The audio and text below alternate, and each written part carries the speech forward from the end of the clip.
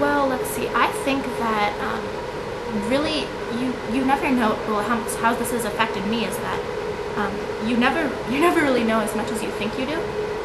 So I mean, you learn about this stuff in class and in school, but it's always just something from the textbook.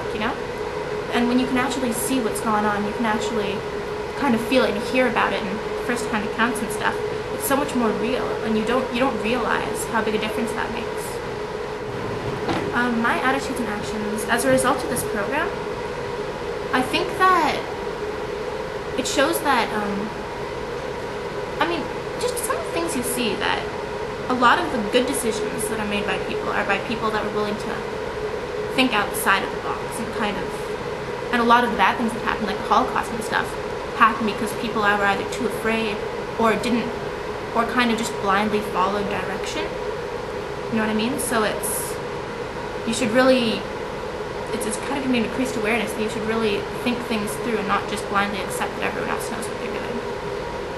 Well, I think really just as I've, to kind of tie into the last question, kind of encourage people to make their own decisions and maybe increased awareness for other things, for the world around you. You never know as much as you think you do.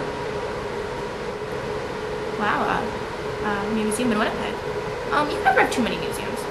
Museums are a great thing. They broaden horizons, they teach, everybody, they're education tools. A lot of what goes on in the world is really, peace and understanding. It all comes down to, knowledge of everything else. So I think making another museum in Canada, I think it'll just, kind of increase awareness, increase unity, increase understanding, and maybe, decrease prejudice and whatever else people might have from a lack of understanding.